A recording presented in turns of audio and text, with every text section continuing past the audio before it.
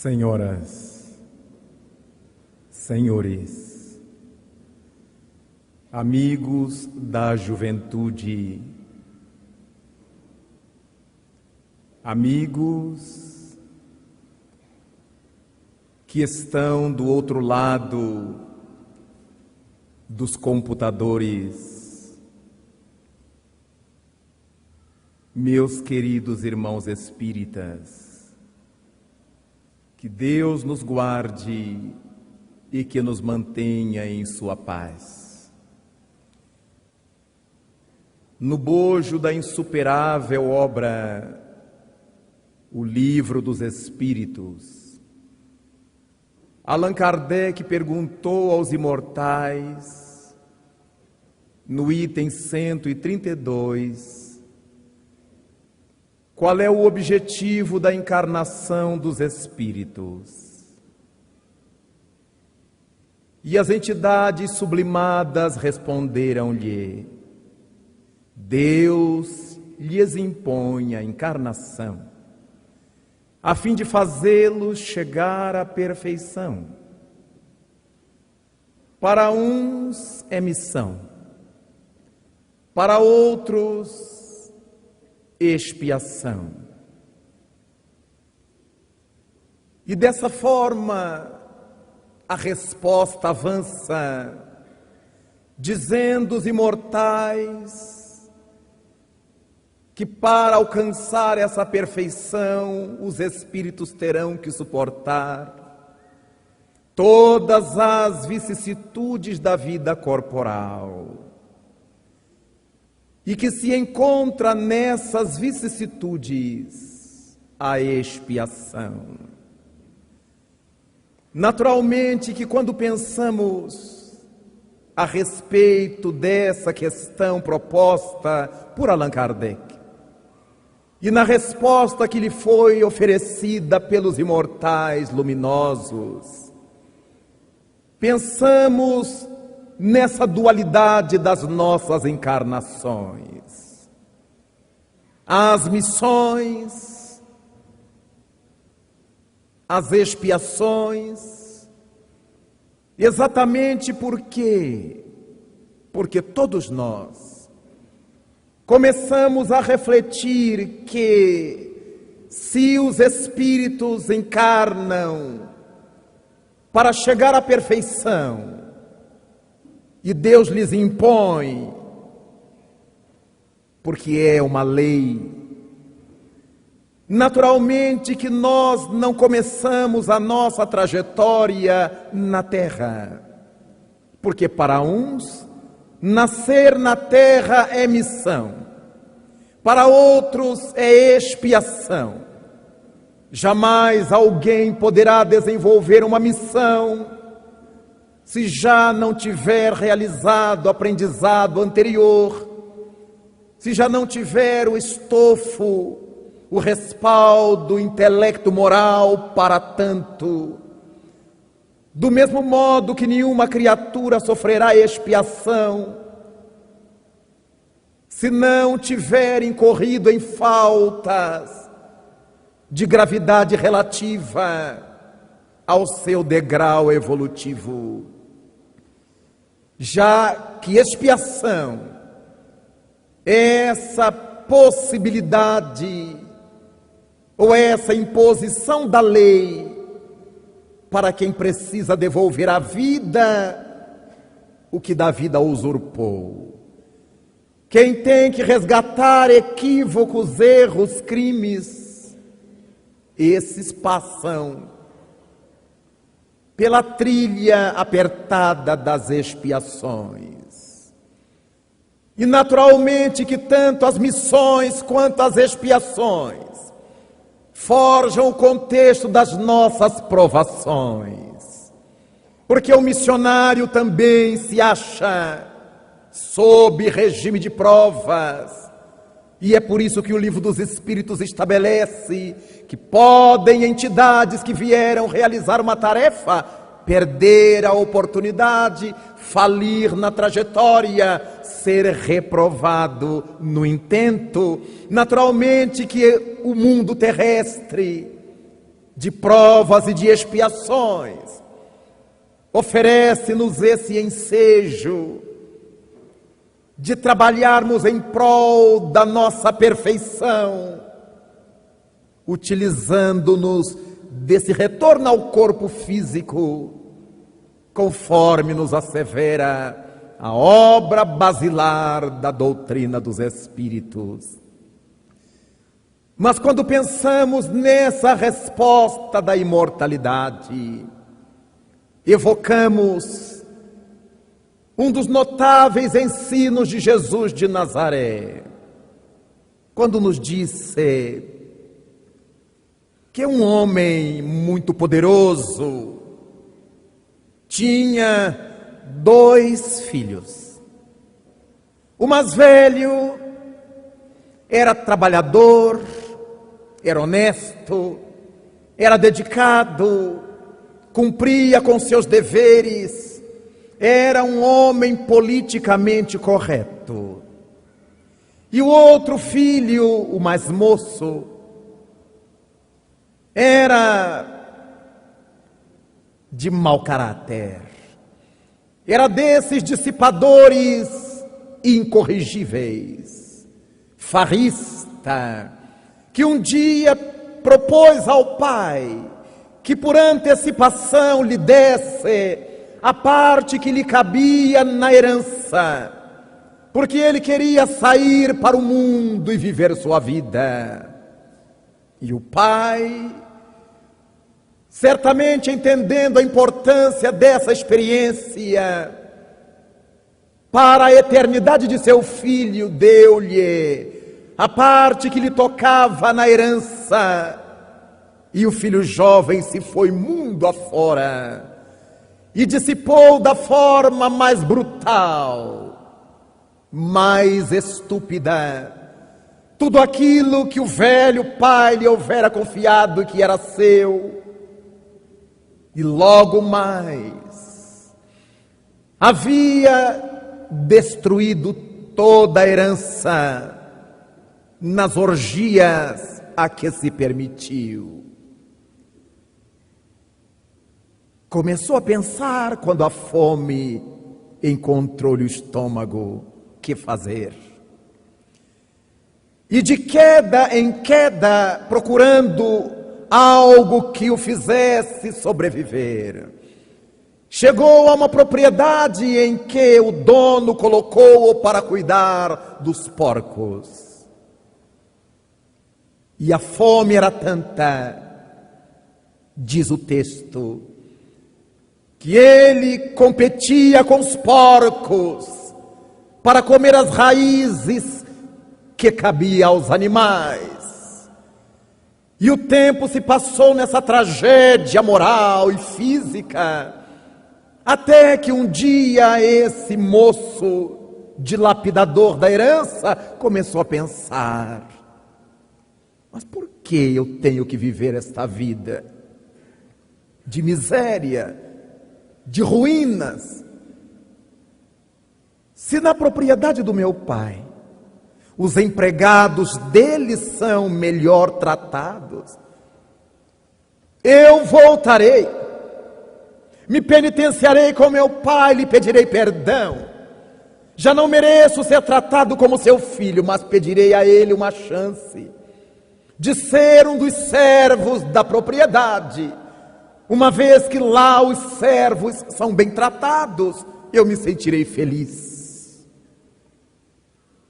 Tomou a decisão, levantou-se daquela situação terrível, esse foi ao encontro do pai, disposto a tudo aquilo que houvera refletido, pedir perdão, pedir um emprego por mais modesto, já que houvera dilapidado o que lhe pertencia.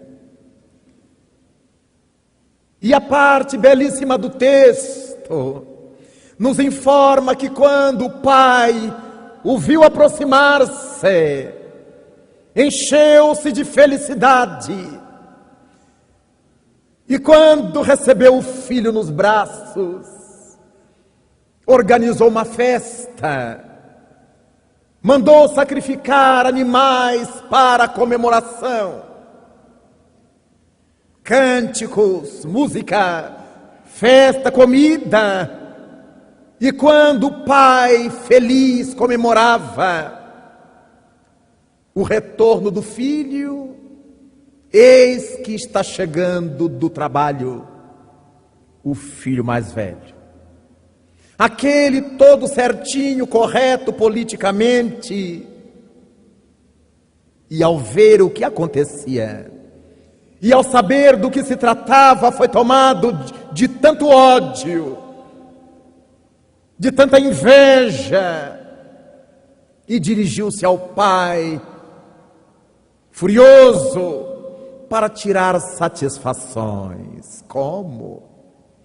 Esse teu filho que dilapidou tudo, merece essa festa, e eu que estou aqui, sem salário, sem férias, sem descanso, tu nunca me deste um cabrito para que eu comemorasse com os meus amigos.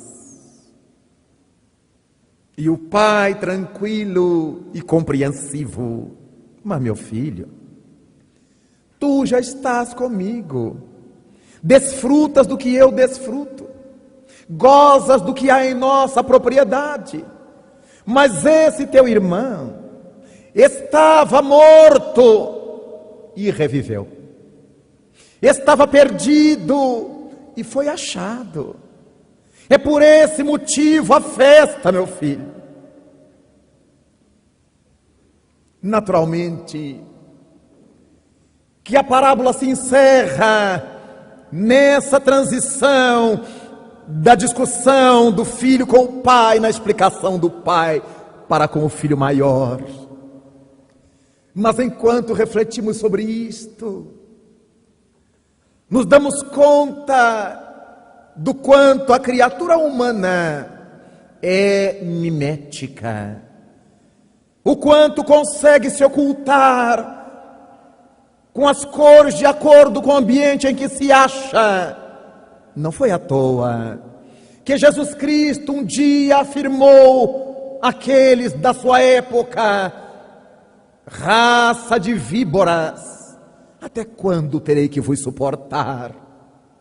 Víboras, fazendo alusão ao mimetismo dos homens.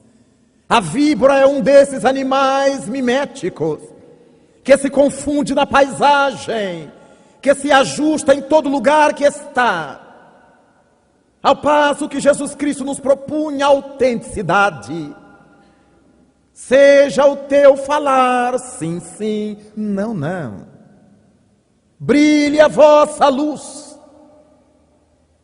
Amai-vos uns aos outros.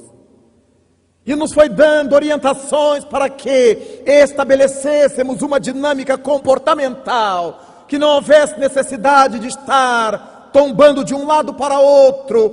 Então, raça de víboras, porque a criatura humana ainda é, 2 milênios depois, profundamente mimética. Quando estamos com criaturas nobres no seio das religiões, somos mansos, falamos devagar, falamos com doçura. Mas quando estamos no meio de pessoas viciadas, viciosas, pornográficas, ficamos iguais ou piores que elas, nos ajustando sempre aos interesses do momento, sem nos darmos conta de que aquilo que é mal é mal, aquilo que é bom. Valorizaremos sempre o que for bom, onde quer que estejamos, e abominaremos sempre o mal, onde quer que estejamos, como quer que estejamos. Em torno dessa questão que pensamos no filho maior daquele senhor, que aparentemente era todo certinho, até o momento em que surgiu o ensejo da inveja, do despeito. E é nesse exato momento que nós pensamos numa outra situação. O notável psicólogo, pensador francês Jacques Derrida, numa de suas obras que ele intitulou A Arte de Desconstruir, nos vem falando a respeito da necessidade que tem a criatura humana para ser feliz, de aprender a desconstruir-se. Porque nós, desde cedo, considerando uma única existência, vamos forjando em cima da nossa autenticidade tintas, cores, ademanes, que vão bloqueando, que vão empanando, que vão ocultando a nossa realidade. Desde que nascemos, nos vai sendo imposta uma quantidade enorme de ajustamentos, nem sempre de ordem educacional positiva, mas sempre de ordem educacional. Já que a educação pode ser boa ou pode ser nociva, já que educar é a arte de plasmar os caracteres. Se os plasmamos positivamente, teremos aí uma boa educação.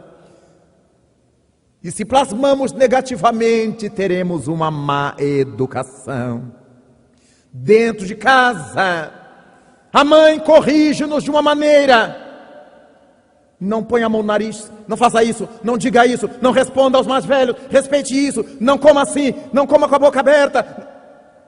Vai trabalhando a educação, mas ao lado da educação, as suas próprias manias, seus medos. E essa criança vai sendo recoberta na sua espontaneidade. Menino, não diga isso, não faça isso, não coma assim, não aceite. Se alguém oferecer, você diga que não quer. E a criança é pintada com as primeiras tintas que lhe tiram a autenticidade. Mas agora é a vez do pai. Nada disso, você é homem. Tira isso, não bota isso, não vista assim. Isso não é de homem, homem não chora. E outra camada de tinta por cima daquela primeira.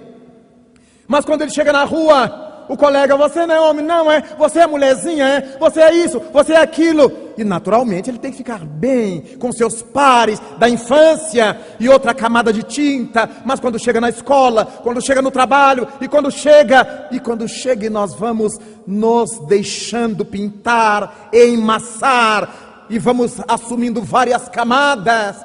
E quando nos tornamos pessoas adultas, não sabemos quem é que nós somos.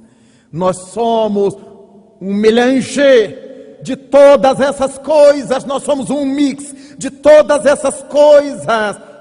Somos uma parede que recebeu várias demãos de tintas variadas, de cores variadas, de massas variadas, de vernizes. Um homem comprou uma casa centenária e se enamorou de tal forma por sua casa recém-comprada que queria pintá-la para que ele a pudesse habitar, mas não queria pintá-la com aquelas cores que ela já tinha. Queria chegar a desnudá-la, a sua parede primeira, e programou um profissional para ir raspando-lhe as camadas das paredes. E depois de um árduo trabalho, encontrando uma camada sobre outra, o profissional chegou à parede de pinho de riga, amarelo, brilhante, com listras marrons. Conseguiu desnudar a parede. Jamais alguém imaginaria que debaixo daquelas camadas de tintas e de massas houvesse aquela madeira tão valiosa, tão importante. Agora sim, ele iria preparar a parede de acordo com seu próprio gosto, para ser feliz na casa centenária. Nós somos exatamente assim, como a casa que aquele homem comprou, com a diferença que nós somos milenários, não somos apenas centenários, nós temos várias centenas de experiências de vida. E ao longo de uma encarnação, nós recebemos tantos vernizes, apliques e tintas e massas, que na idade adulta nos tornamos pessoas cheias de conflito. Quem eu sou? E precisamos de um profissional para nos ajudar a fazer essa raspagem, essa desconstrução. Aquela criatura machista, violenta, agressiva, que todo mundo teme. Quantas vezes é um gato desamparado, esperando um pires de leite? Tudo aquilo é defesa, é massa, é casca, é verniz. Por trás desse machismo todo, ou do excessivo feminismo, nós encontramos a criatura conturbada, perturbada em si própria, por não saber propriamente quem é, por não se identificar exatamente. Começa com os discursos perturbadores: eu sou espada. Espada de São Jorge é planta. Eu sou macho. Por que alguém precisa declarar que é o que está a princípio na cara? Quando afirmam as psicologias, o indivíduo tem muita necessidade de afirmar o que deveria ser óbvio, é porque ele está na inflexão da tormenta. Não é bem aquilo que ele está dizendo. Ele precisa dizer sempre, porque nem ele acredita que seja verdade, que ele seja tão macho assim, ou que ela seja tão feminina assim. Daí, todo indivíduo que tem que blasonar, e tem tantas mulheres na rua, e tem tantos homens na rua, são as criaturas cheias de massas, de tintas, de vernizes, que o psicólogo, o analista precisaram ter paciência de raspar com os necessários formões, até chegar ao pinho de riga, a essência da criatura frágil, mas verdadeira, que precisará ser desconstruída até chegar lá, até chegar à madeira básica. Quanta gente de cara emburrada, não está de mal com ninguém, tem medo de ser abordada, é insegura, então se traveste com a máscara, afivela ao rosto uma máscara que causa pavor aos outros, mas doida que alguém se lhe aproxime, que lhe dirija a palavra, que lhe sorria para ela, para que ela então se desarme.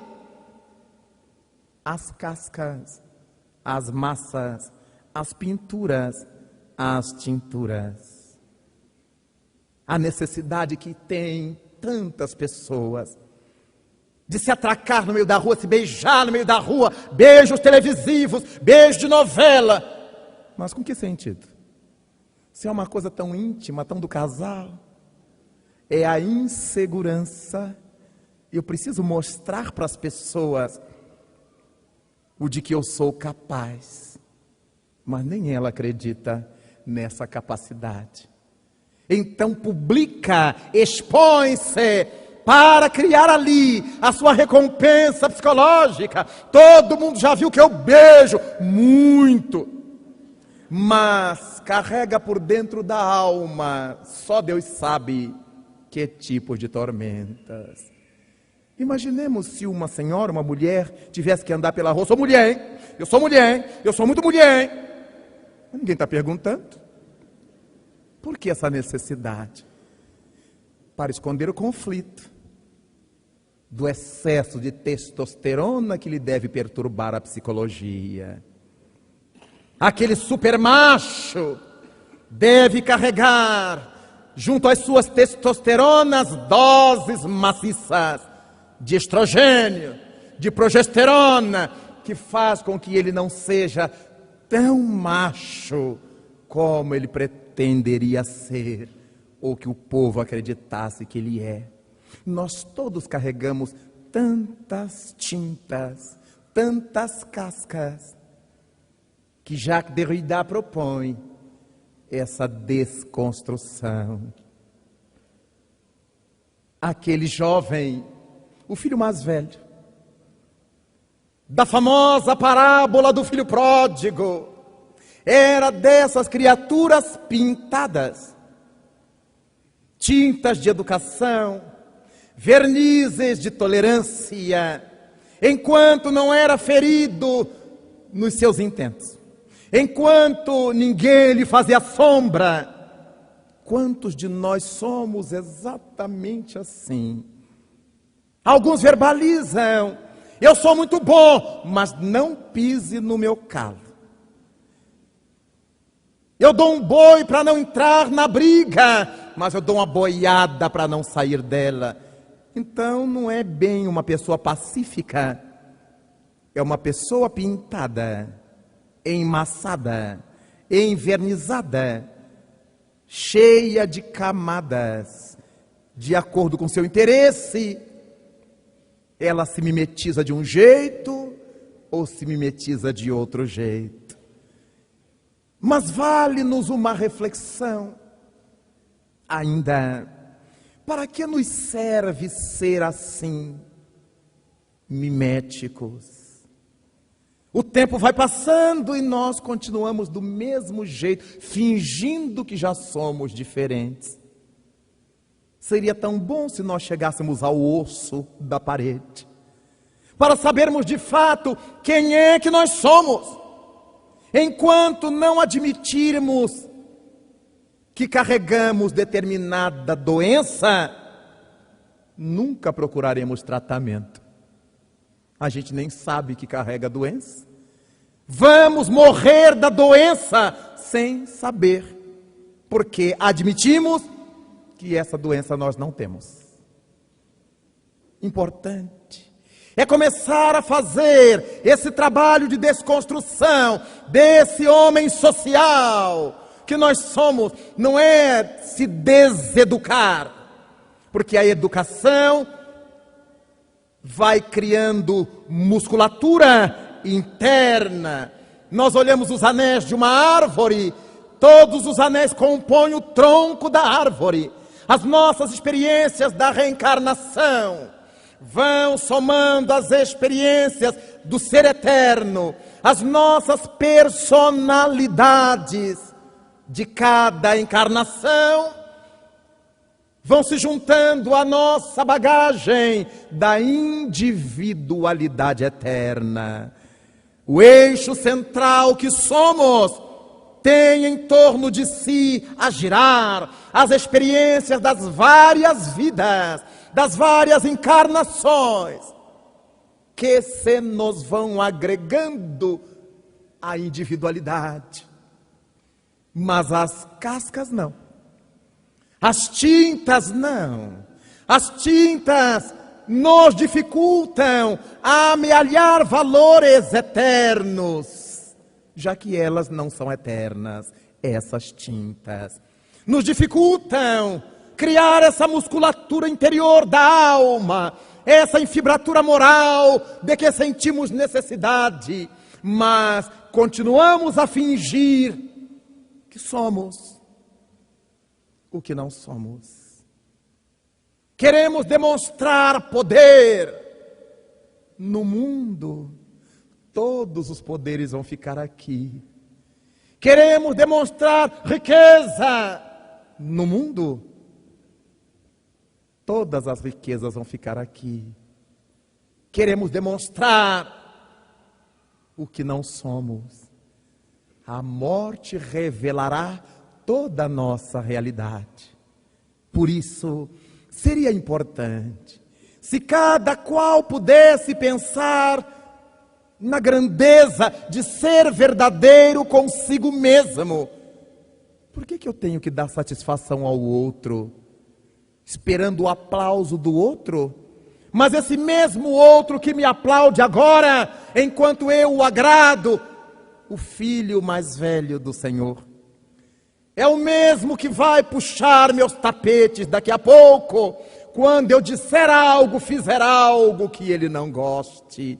A mesma sociedade que aplaudiu Jesus Cristo num domingo, o levava à cruz numa sexta-feira. Uma semana foi rápido o tempo entre o aplauso e o ódio visceral. Comecemos a nos desconstruir no que diz respeito a essas tolices, para passarmos a ser a nossa verdade, a nossa realidade na busca de Deus. Mas como? Como é que a doutrina espírita não pensou como Jacques Derrida na nossa desconstrução necessária? Como é que Allan Kardec não refletiu sobre isso? Que seria necessário retirarmos as cascas, as camadas, as massas, as tintas, os vernizes e chegar no osso da construção de nós mesmos. Mas quem disse que Allan Kardec não o entendeu, não o viu e que os espíritos não o propuseram? Sim, existe na doutrina espírita um momento culminante em que Allan Kardec indaga dos imortais qual é o meio prático mais eficaz para que o indivíduo seja feliz nesta vida e resista às tentações do mal, às atrações do mal.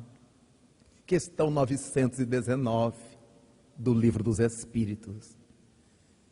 E é o Espírito Agostinho que vem responder em nome da equipe da verdade. Um sábio da antiguidade já vos disse: conhece-te a ti mesmo. Como é que a gente se pode conhecer se não fizer essa desconstrução? Eu começo a me olhar de fora para dentro. Mas por que eu sou assim?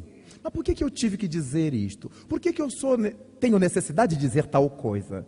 Por que eu reajo assim quando me dizem algo? Por que eu reajo assado quando não me dizem algo? Eu começo a me analisar deste exato momento para dentro. Vou abrindo estradas na minha intimidade para que eu me dê conta. Eu falei assim porque eu queria agradar, porque eu tinha a intenção de obter isso depois. Eu começo a me descobrir. Então eu sou uma pessoa ainda interesseira, mas de interesses baixos, porque eu não fui honesto. Eu poderia ter chegado para a pessoa e dizer meu interesse.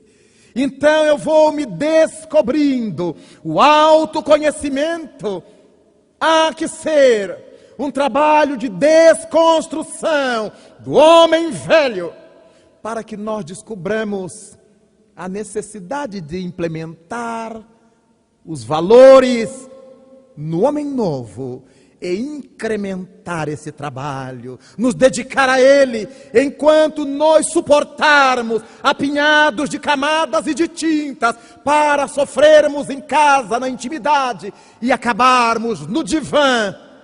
Será tão importante que a gente comece a fazer essa viagem de volta para dentro de nós mesmos. Por que eu tenho que fingir? Por que eu tenho que enganar? Se eu não consigo enganar a mim, por que eu tenho que enganar aos outros? Todo mundo vai ficar iludido, mas eu carrego a marca, a culpa, o complexo. Todos estarão inocentes, minhas vítimas. E eu terei que responder, eu, o mentiroso, pelo mal que toda essa gente viva por conta da minha invencionice. Não vale a pena a vitória de Pirro. Não vale a pena essa vitória tão momentânea, tão passageira, de ser vitorioso de um minuto. Ensina-nos a benfeitora Joana de Ângeles, que é melhor resistir um momento à tentação e ter a vida inteira de paz, do que ceder um minuto e ter uma vida inteira de tormento. Quando nós começamos a fazer o esforço de nos autoconhecer, começamos a raspar as camadas. Porque eu não me conheço da noite para o dia. Eu estou lá no miolo, lá dentro, no pinho de riga amarelo, de listras serpenteantes marrom. E é por isto, porque é difícil de uma só vez nós chegarmos a essa madeira crua, a esse pinho da nossa realidade essencial, que a divindade nos permite ir e voltar um incontável número de vezes. Qual é o limite das encarnações? Quantas vezes nós precisaremos reencarnar? Precisaremos reencarnar o tempo necessário para raspar todas as nossas camadas, todas as tintas falsárias, os vernizes, e aprendermos a adquirir realidades, aprendermos a somar verdades em nosso arquivo de eternidades. Há indivíduos que são mais operosos e raspam mais rapidamente. E Allan Kardec perguntará aos imortais: já que todos chegarão um dia à perfeição, qual é a vantagem de quem não comete erros?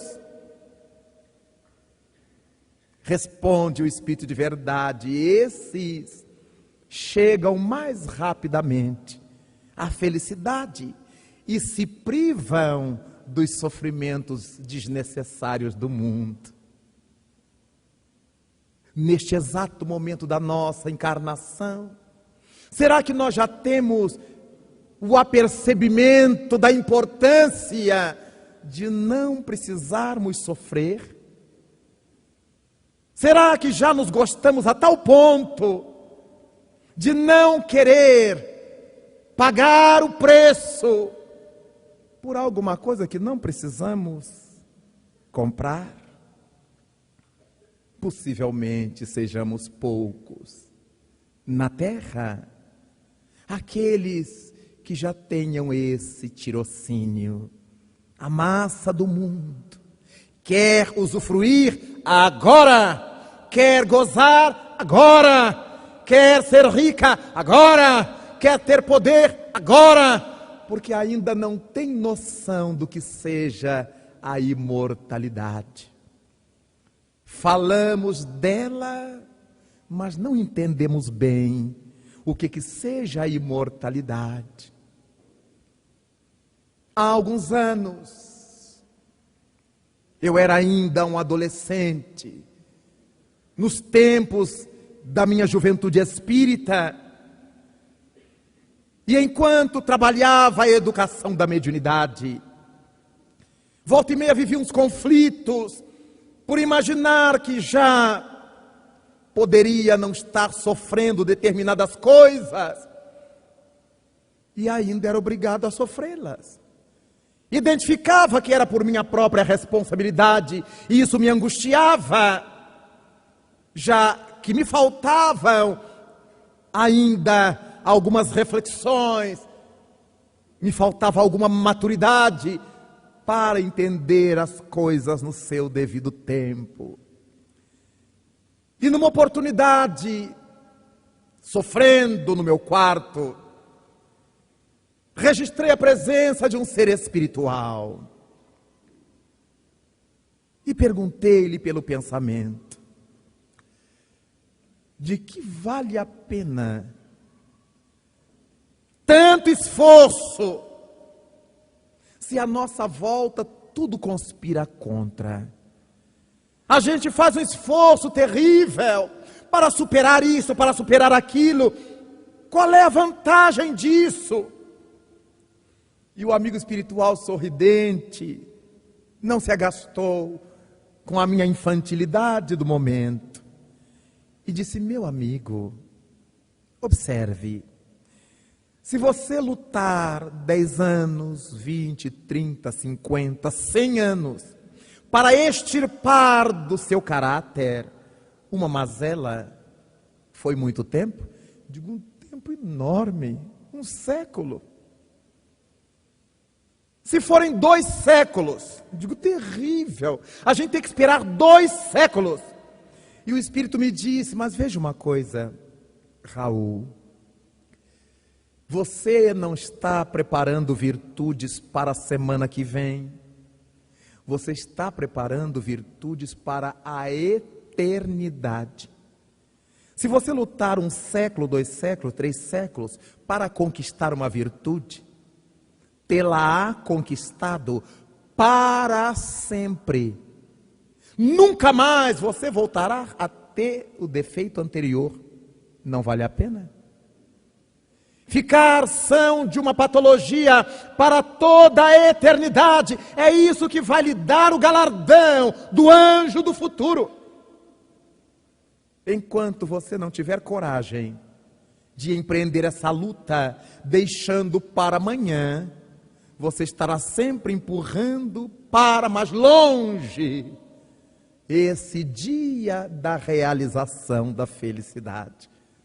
O que nos diz em outros termos o livro dos Espíritos: aqueles que se embrenham nas lutas, no esforço por raspar essas cascas e chegar àquilo que Deus quer de nós, esses chegarão mais rapidamente e se privarão das privações e das provações, das expiações terrestres, quase todas dispensáveis para quem já consegue trilhar o caminho devido. O momento que a doutrina espírita nos chama é o momento da sua vivência, da aplicação dos seus princípios, é o momento do autoconhecimento, é o momento da desconstrução. Nas nossas mentes, indubitavelmente, passam sempre esses raciocínios do mundo baixo. Mas eu vou dar a mão à palmatória? Mas eu vou servir de capacho para ele? Eu morro, mas não deixo. Eu morro, mas não digo. Ainda são as tintas fortes, grossas, que nos empanam o homem novo. Porque foi Jesus Cristo que nos disse, o maior exemplo de homem novo que nós temos: se alguém te bater numa face, oferece a outra, que não é o outro lado do rosto, é a face interna, é o que a gente já aprendeu de bom. Quando alguma agressão nos chegue de fora para dentro, mostremos o valor que amealhamos de dentro para fora, a outra face. Se alguém pedir-te caminhar 1000 passos com ele, dobra, caminha 2000 passos. Se alguém te pedir a capa, dá-lhe também a túnica. A proposta de Cristo não é para que nós sejamos mesquinhos com as coisas da alma, mas sejamos pródigos com as coisas da alma. Alguém nos pediu pouquinho, mas a gente pode dar um pouco mais. É crescimento para nós que demos. Mas eu vou dar mais, fulano não vai nem agradecer. Mas já é um problema dele.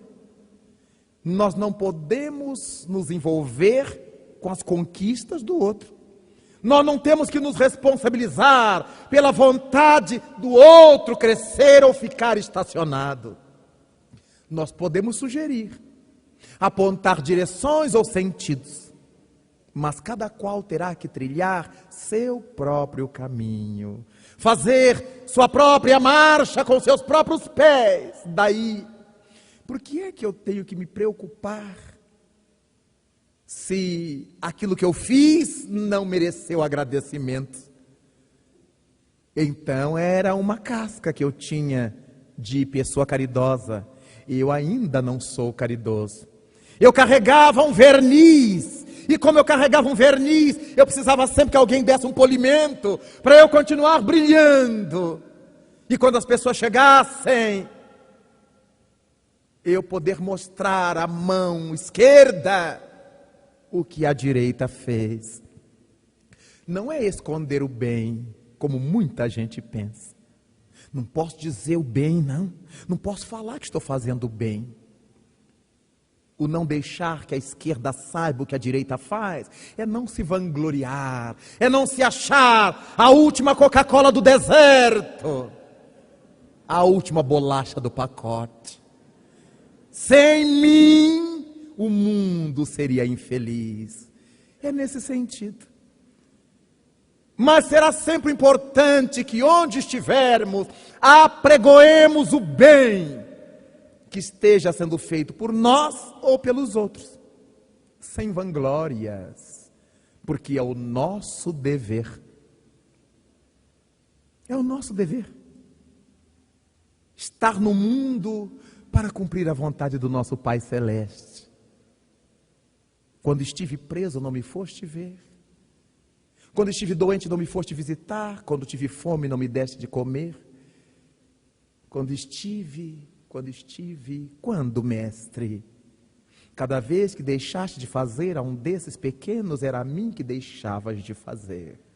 Então, é da lei que devemos fazer o bem, todo o bem que pudermos. Mas isso só irá acontecendo na medida em que raspemos as nossas cascas, permitindo-nos o conhecimento de nós mesmos. Quantas vezes enunciamos: eu nunca imaginei que eu fosse capaz disso. A minha capacidade estava recoberta por tantas capas. Eu nunca imaginei que eu pudesse um dia fazer isto. Eu nunca pensei que eu tivesse essa coragem.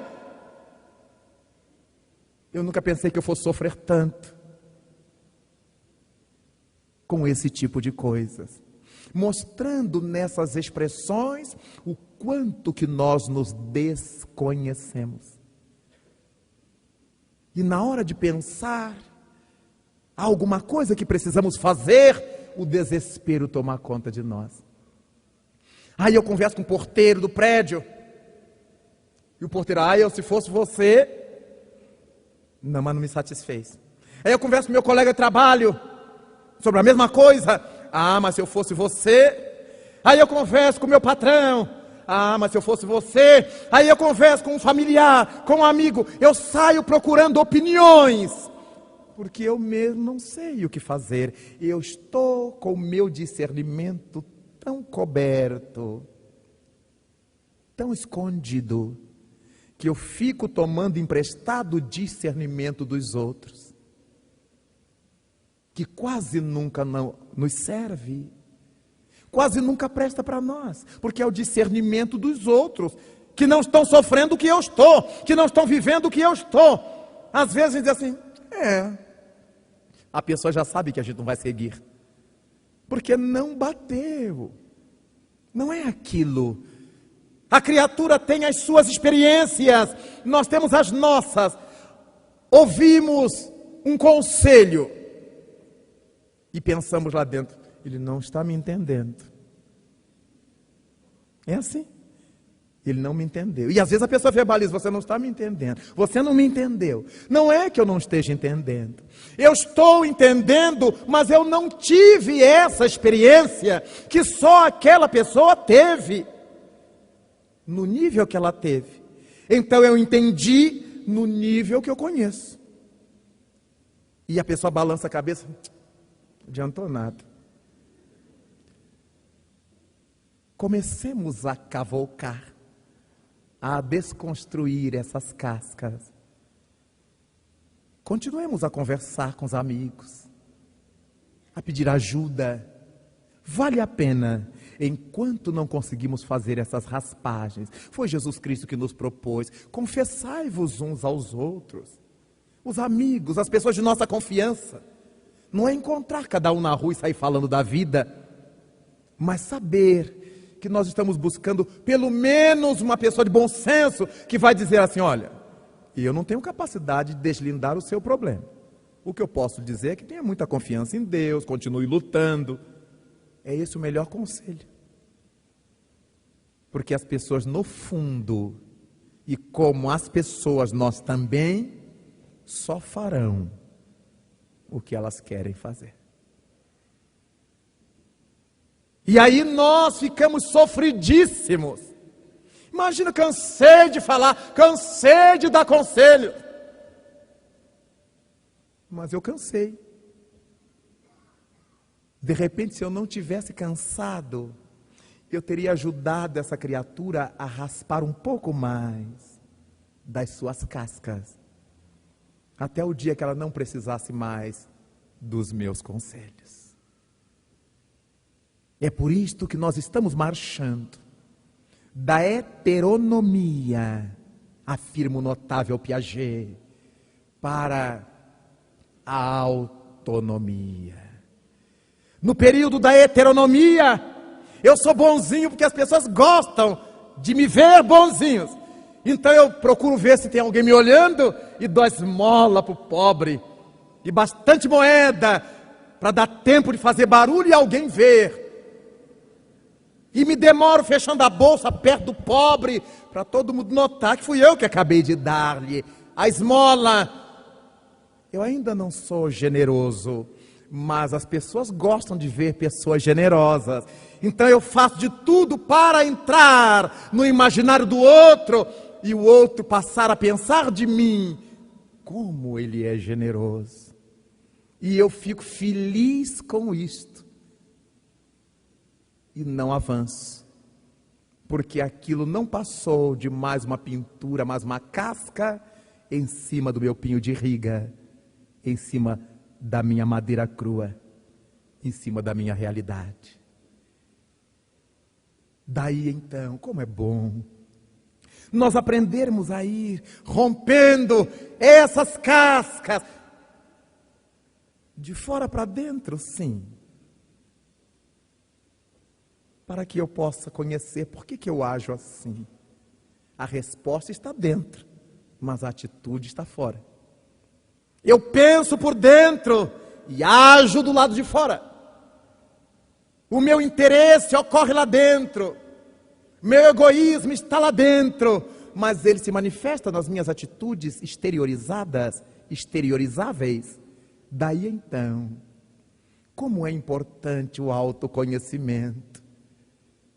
Conhece-te a ti mesmo, disse o sábio da antiguidade. Desconstrua-te.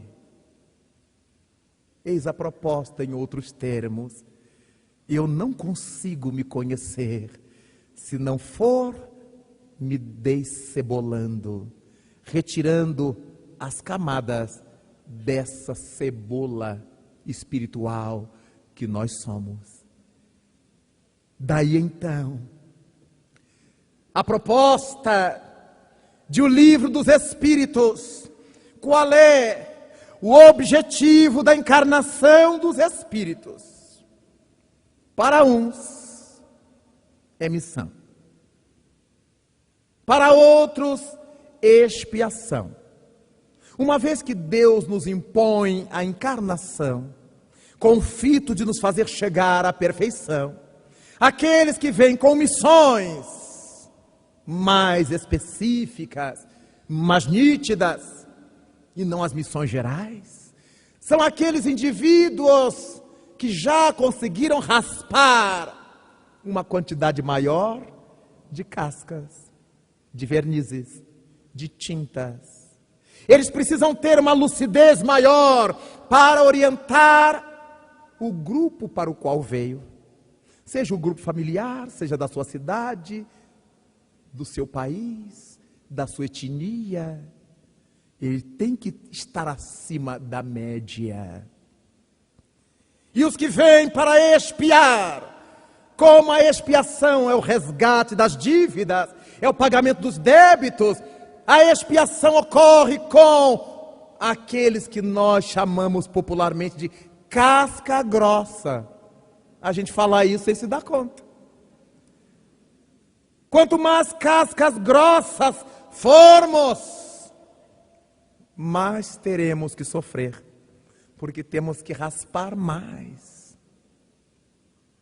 para chegarmos ao cerne de nós mesmos. Ama teu próximo como amas a ti mesmo. Como é que eu sou capaz de desejar bem ao outro sem desejar bem a mim? Quando Jesus Cristo disse-nos isto, ele tinha perfeita noção de que eu sou a pessoa da qual eu mais gosto. Eu sou a criatura mais amada por mim, por mais que a gente diga diferente ou não tenha consciência dessa realidade. Por isso o Cristo nos disse: ama teu próximo como amas a ti. Quem é de nós que gostará de pôr a mão numa chapa em brasa? Deus me livre. Quem é de nós que gostará de passar fome? A menos que seja fazer a dieta da lua, da sopa desgraçada, daquela sopa que fede a casa toda. Mas é com o objetivo de adelgaçar. Quem de nós suporta viver sem salário, viver sem amor, viver sem amigos? São coisas que nos fazem sofrer. Então, a proposta de fazer ao outro o que gostaríamos que o outro nos fizesse, vejamos, é idêntica à do amor ao próximo como a nós mesmos. Eu vou fazer ao outro o que eu gostaria que o outro me fizesse. Como eu gosto de mim, eu quero que o outro me faça o melhor. Então eu vou fazer o melhor para o meu próximo. Vamos começando a nos aperceber, a nos dar conta de como é importante a nossa encarnação expiatória. Deus não está nos castigando, absolutamente. Deus não nos está punindo, absolutamente. Nos está dando ensejo de construir a nossa identidade superior com nossos próprios formões, com nossas próprias lixas. E quando Ele nos dá formões e lixas, com as nossas próprias mãos, fazendo esse trabalho de limpeza dessa casca grossa que ainda nos obnubila na terra. Qual é o objetivo da encarnação? Deus impõe aos espíritos a encarnação a fim de fazê-los chegar à perfeição. Qual é o meio prático mais eficaz? Não é o meio teórico. Allan Kardec não perguntou qual é a teoria, o meio prático, alguma coisa factível e que surta o melhor resultado, mais eficaz. A eficácia é a capacidade de dar resultados para que nós consigamos viver bem nesta vida e nos vacinar contra as tentações do erro, do mal, da sombra. A desconstrução de vós mesmos. O autoconhecimento. Enquanto estivermos cheios de camadas, cheios de cascas, cheios de tintas, como as paredes daquela casa centenária que um comprador adquiriu, nós não nos conseguiremos conhecer. Não adianta ter pena das nossas cascas. Mas está tão bom assim. As pessoas achando que eu sou assim, as pessoas gostando de mim assim, mas eu não estou gostando de mim assim. Eu estou infeliz assim. Então eu preciso ser feliz para que eu tenha a melhor condição de pensar na felicidade dos outros. É por isso que na primeira oportunidade a gente é capaz de puxar o tapete do outro. A gente mentir contra o outro. Dizer que não conhece, que não viu. Nós amamos tanto a humanidade. É uma pintura, é uma casca. Porque na hora que a gente vê o acidentado na rua, a gente passa de longe para não ser arrolado como testemunha. Para não ter que se envolver naquilo. Mas e a parábola do samaritano que Jesus nos ensinou? Mas isso é bonito na palestra. Mas na vida, eu vou ficar tão enrolado com isso depois. Mas e se fosse comigo? Eu gostaria que alguém pudesse testemunhar. Foi um acidente. Eu vi a hora que o carro bateu. Eu vi a hora que ele caiu. É só isto. Ah, mas se eu ficar enrolado? Já estou enrolado na medida em que eu fujo e minto. Quem quiser salvar sua vida, perdê-la. Jesus Cristo já deixou tudo clarinho. Eu quero me proteger tanto que nunca mais eu tenho paz. A consciência de culpa. Eu podia ter ajudado. Eu podia ter dito. Eu podia ter orientado. Eu podia ter explicado. Quem quiser ganhar, perderá. Em nome do egoísmo. É por isto que vale a pena nós pensarmos. Ao longo dessas horas em que ouvimos tantas coisas belas, importantes, imponentes, tantas reflexões nobres e seguras que nos remetem à reencarnação, será tão importante pensar no porquê estamos aqui. Por que a gente está na Terra?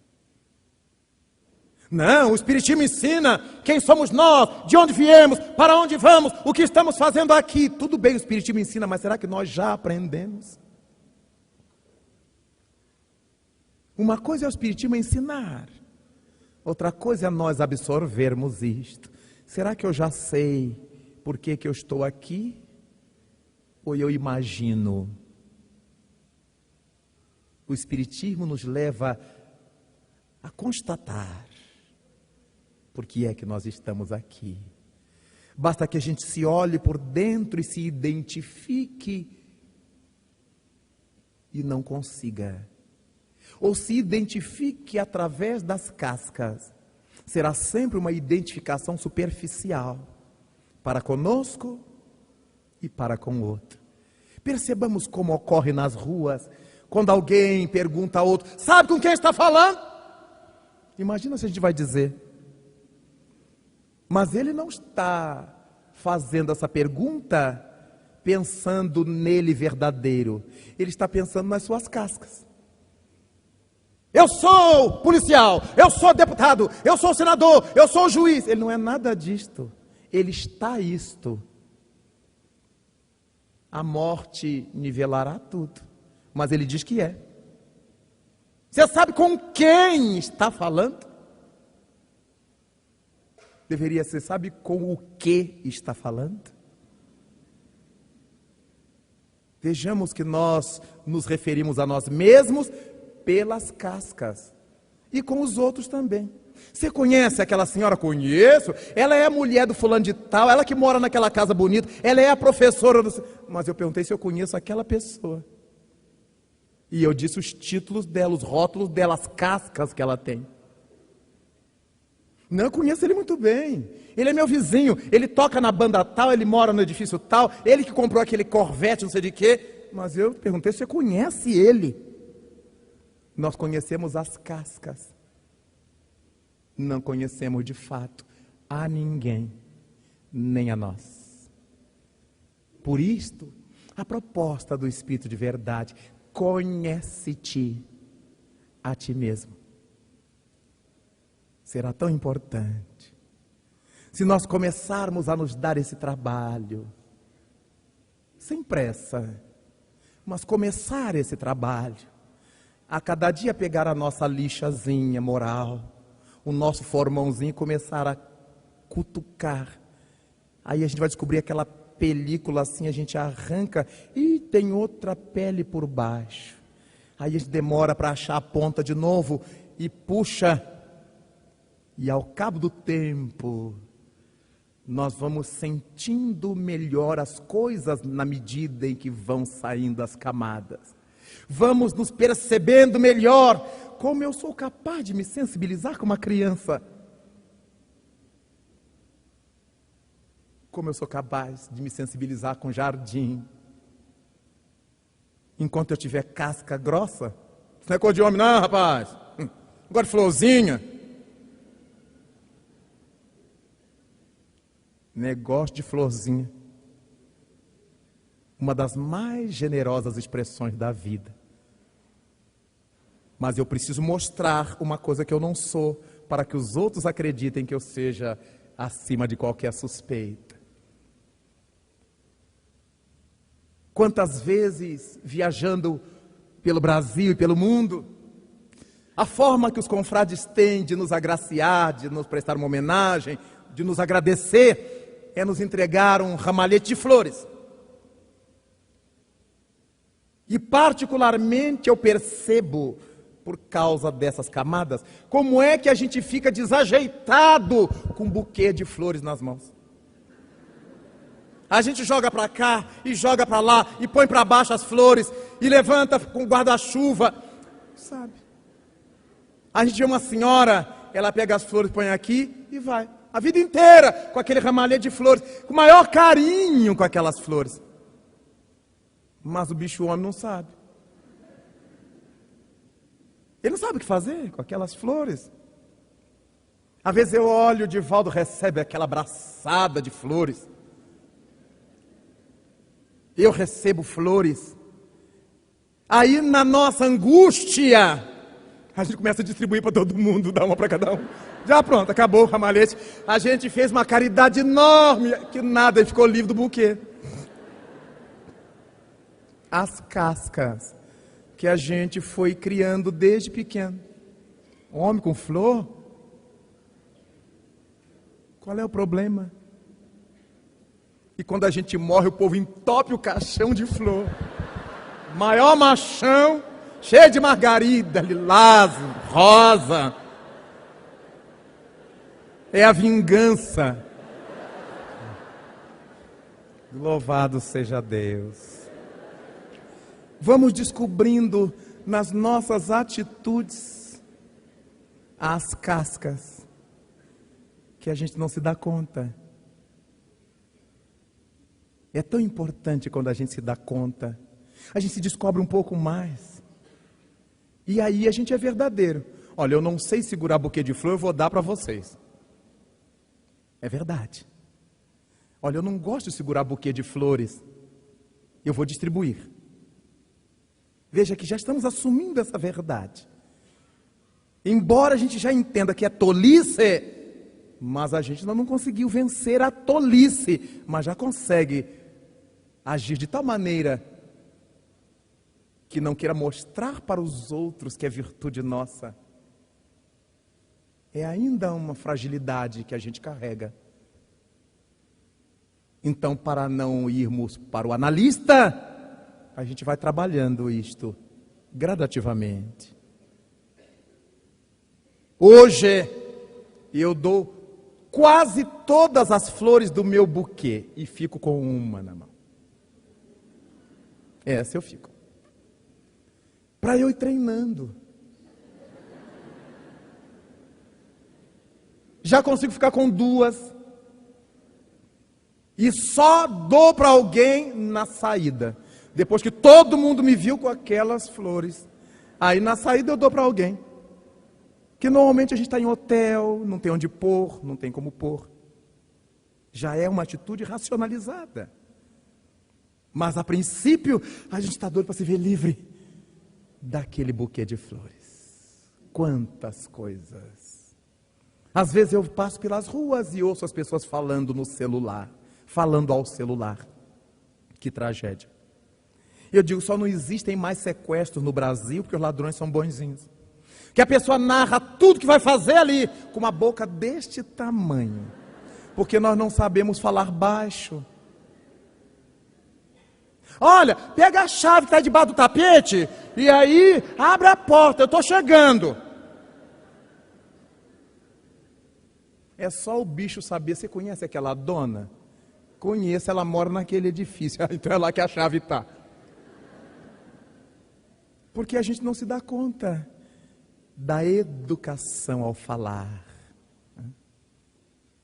Ninguém precisa saber do que eu estou falando ao telefone. Mas é uma coisa tão tola, tão simples, tão banal, que a gente se dá conta que não sabe fazer. Quando eu falo no meu celular, não importa quem esteja conversando em volta, eu vou falar ao meu celular. As coisas mais simples, a casca grossa não nos deixa ver. Às vezes nós estamos atendendo os confrades num evento como este, Divaldo Franco, Cosme, qualquer de nós. Estamos conversando uma coisa séria, com alguém que nos procura, sofrido. Aí chega o outro confrade que está no mesmo evento. Dá licença, é rapidinho, é só um beijinho que eu vou embora. O desrespeito à dor do outro. Vai embora e se despede de longe. Dá um tchauzinho, que a gente já entendeu. Mas interrompe a pessoa que está sendo atendida para apertar a mão, para falar. Mas é que meu ônibus vai sair. Então vá com Deus, a gente entende. Mas não atrapalhe a assistência que está sendo dada a alguém. Princípios básicos de urbanidade. E nós que não moramos nas palafitas, nem nos guetos, que esperar das palafitas e dos guetos? As cascas que a gente tem. Podemos estar no palácio, que a gente vai ter as cascas. Podemos estar na melhor mansão do mundo, que a gente vai ter as cascas. Então é preciso que a gente comece a impor-se esse esforço do autoconhecimento, que não será bom para Deus, não. Será bom para nós. Meu Pai,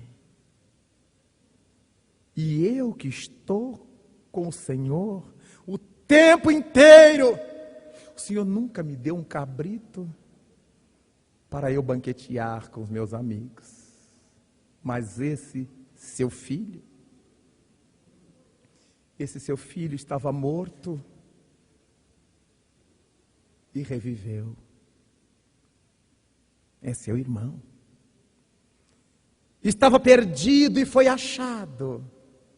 Estava perdido no meio de tantas cascas, tintas, películas e massas.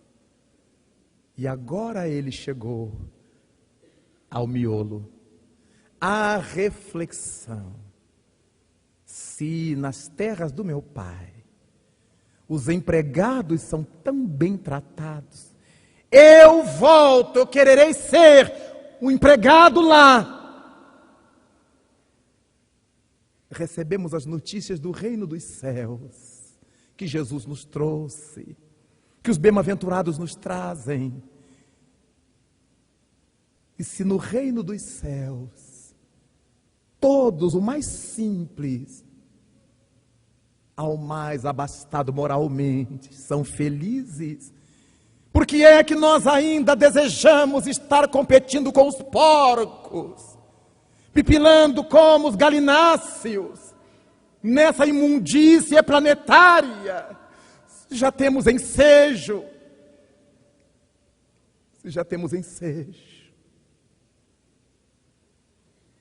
de ir para a casa do Pai, onde a mais simples das criaturas é igualmente feliz. Por isto, vale a pena lembrar que nós somos deuses. Podereis fazer tudo o que eu faço. Podereis no futuro, se o quiserdes. se tiverdes coragem de raspar as cascas. E é por isto que aquele homem nos Andes encontrar uma ave recém-saída do ovo, totalmente em plume, na moita de capim que se levantava, levou para o seu aviário para tratá-la.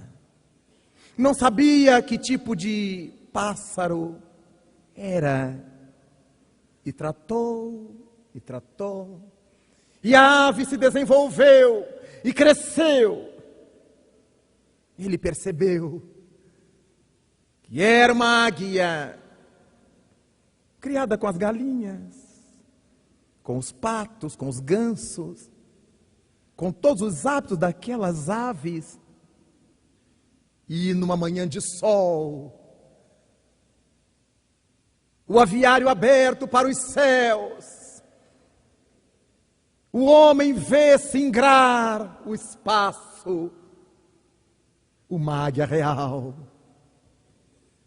voeja abaixo, emite seu canto, e no seu grito, a avezinha no aviário, agora formosa, abre as asas, largas, compridas, e tenta fazer o rodopio para o voo, levanta um pouco e torna a descer.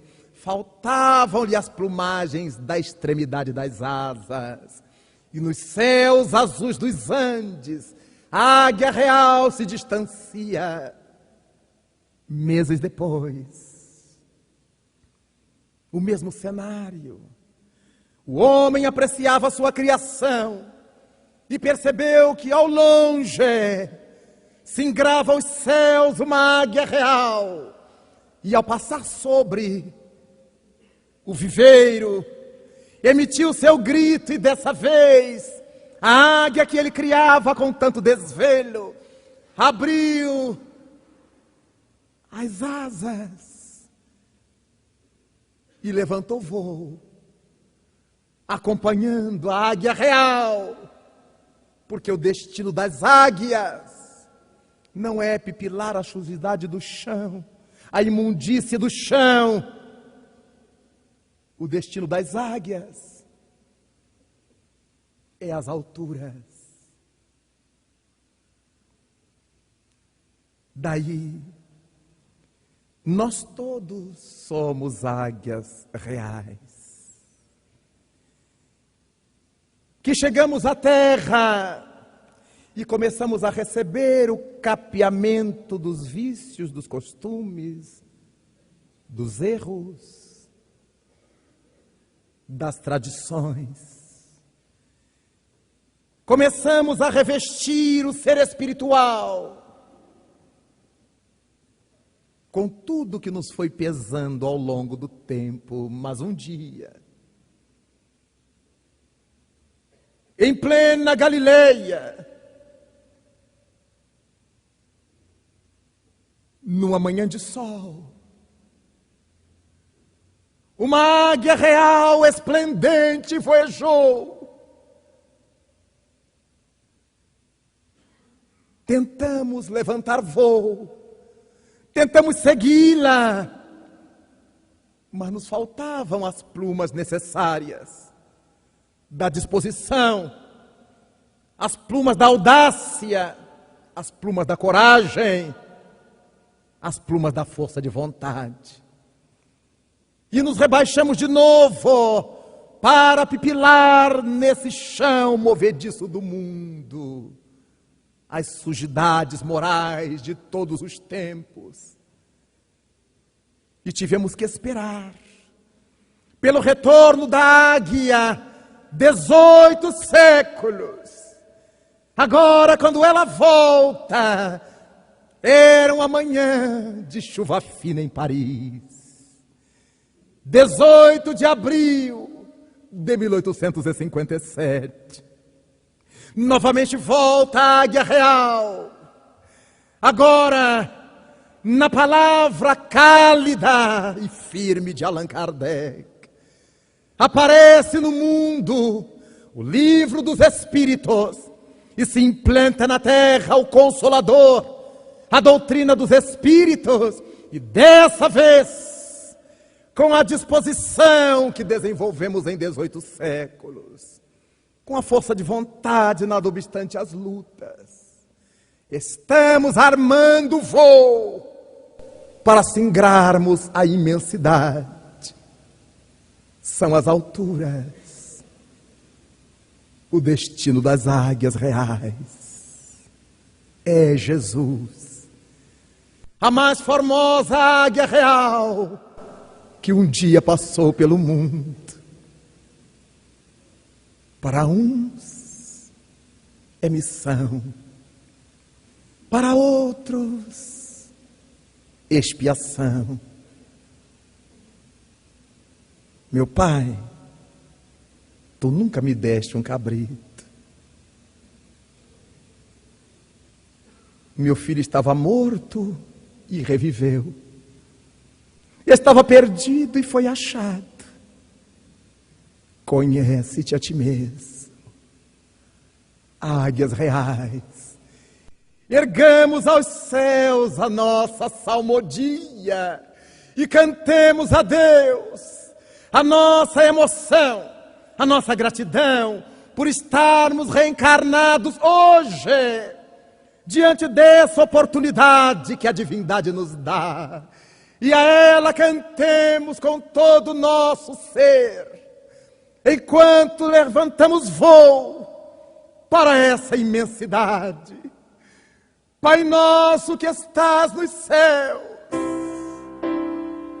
na luz dos sóis que brilham nos infinitos, Pai amoroso e bom de todos os seres aflitos que gemem, que choram, que se debatem, que se estertoram nesse mundo de dores e de escarcéus. Santificado Senhor, seja o teu nome sublime, que em todo o universo exprime ternura, concórdia, misericórdia, exprime amor. Venha ao nosso coração o teu reino de bondade, reino de paz, reino de claridade, na estrada augusta que nos leva à perfeição. Cumpra-se o teu mandamento, Senhor, mandamento que não vacila, mandamento que não erra, seja nas engrenagens dos céus ou nas lutas da terra, onde ainda deparamos tanta mágoa, tanta amargura, tanta casca, tanta violência. Livra-nos, Senhor, de todo mal, mas dá-nos hoje o pão em nosso caminho. Permite que ele seja amassado com o trigo do amor nas mãos de carinho dos nossos amigos espirituais. Auxilia-nos também, Senhor, para que em nossos deveres cristãos aprendamos a amar a todos os nossos irmãos, primordialmente aqueles que ainda se acham distantes do bem. Sob a proteção de Jesus, livra nossa alma do erro, neste mundo de desterro distante da tua luz. Perdoa-nos, ó Pai, os erros escabrosos de passados tenebrosos, de iniquidade e de dor, para que a tua ideal igreja, a igreja da fraternidade, a igreja da verdade, a igreja da revelação imortalista, realize dentro de nós o altar mais venerando da mais expressiva caridade, para que nele então se possa cumprir a vontade do teu inesgotável e santo amor, hoje e para sempre, Senhor. Que assim seja. Muito obrigado, Pai da vida. Muito obrigado, Mestre Jesus. Muito obrigado, Senhor e